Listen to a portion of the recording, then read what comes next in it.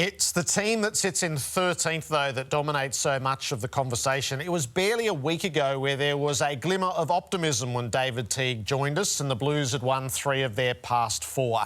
That went up in flames, particularly in the third quarter on Saturday afternoon as Carlton turned in their worst performance in quite some time. David, is it fair to say that was your worst performance of the year?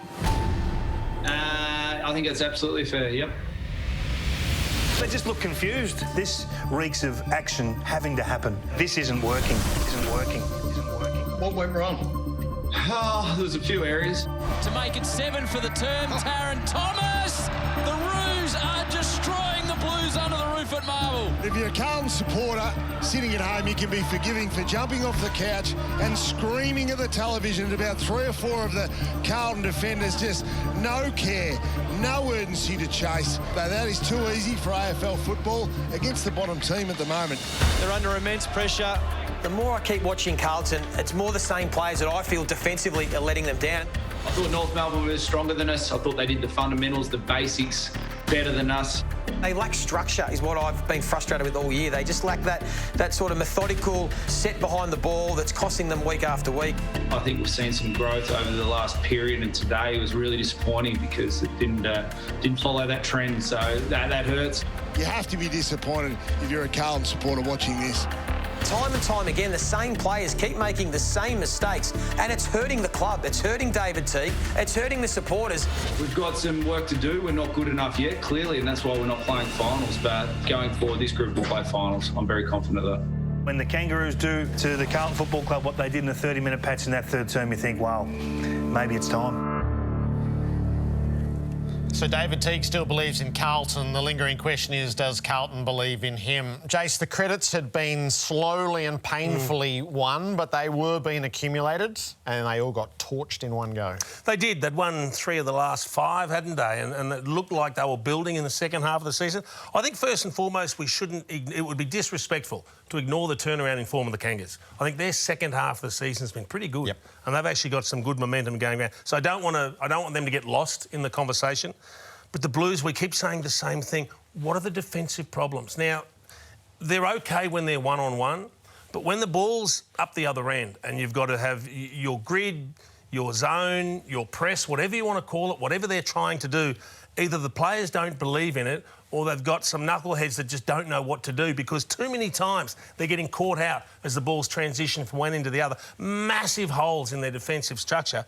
And it looks terrible, and it must sap the confidence of the rest of the team. The way that North Melbourne were able to carve them through the corridor was unusual, and it was a bit frightening at various stages. And this, for the way North Melbourne is improving, they are still the 18th placed team in the competition. They were without alibi by the end, I felt, the Blues. You're probably right. And that might happen once or twice where you get opened up, but then you make an adjustment. But it's like their defensive structure's unable to cope with anything that's thrown at them. And I just don't know if there's a commitment from the players where they can show belief that the defensive structure works. And if you haven't got that belief, well, then you're going to get some players that start to say, oh, where's my man? I'm a little bit worried about him, instead of guarding the space and the patch of turf that you're supposed to be responsible for. And then, I mean, simple skill errors like that, that's the sign of confidence. So when things are going badly, those sort of things start to snowball on you, don't they? So this is probably the most volatile time in the period. So to throw that game in is if Carlton had been able to continue to rack up wins one way or another and at least keep the sense of doom at bay. Now they're engulfed in it. So I can tell you, if just from morning radio, last Monday morning, there were a set of Carlton people who could see it, who were believing in it. They felt the optimism, and this morning was despondency, maybe as grim as it's been in this whole stretch. I suspect if Teague had one wish going into the game, it would have been, please don't let us get embarrassed by North, because we've just started to build a little bit of momentum. We know the review's been going on for a number of weeks now. We've kind of lost track of that because we're more focused about the fact we are getting some results on field. But as you say, it's amazing how one performance can just undo all of that and bring them crashing straight back to earth. What do you think it does to the overall picture? It's bleak. It's really, really bleak. Unfortunately, they just can't afford performances like that. You're trying to paint a positive picture. You're looking for anything you can hold on to. and you might make little incremental games along the way, but then this is just a crushing blow that you know, it cuts you off at the knees, and it's like you're starting all over again. All the little bits and pieces that you'd managed to scrimp and save and scratch and steal are gone. You're starting again from square one. They've got a few injuries they've got to take care of now. The world's starting to close in on them again. Just when it looked like they had some fresh air, a bit of breathing space, all of a sudden the footy world's at them again. And if those in charge are searching for a reason to change, then that's going to stand as Exhibit A. And I know this gets zeroed in on David Teague, but the change that's going to sweep through Carlton, it feels like is going to be expansive. Like there's a lot of change that's coming. And maybe it was anyway, but there probably is. You're right. There probably is.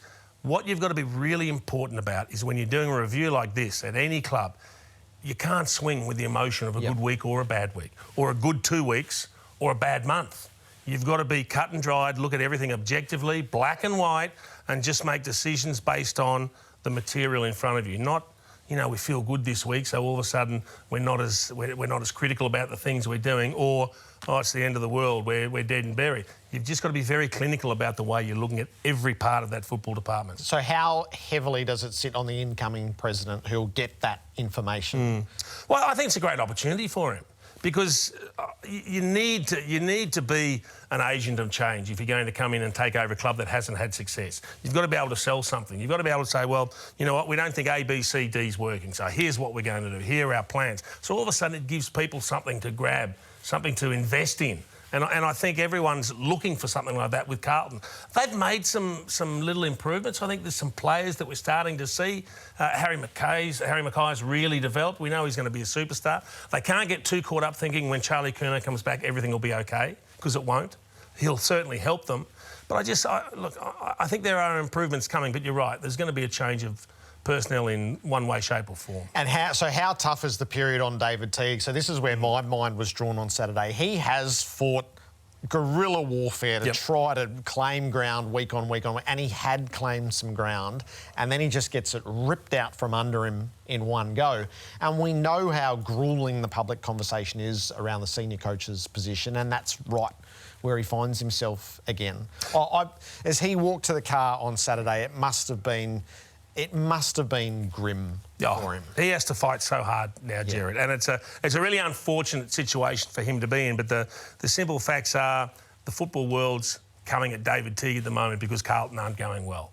And whether that's right or wrong doesn't really matter. That's the perception, and he's got to find a way to have that really thick skin and go, you know, it's one thing to say, I know this is going to come. It's another to be able to handle it when it does come. You've got to do both of those things. So hopefully he's holding up okay. He's just got to believe in himself, keep pushing on and do the best job he can do.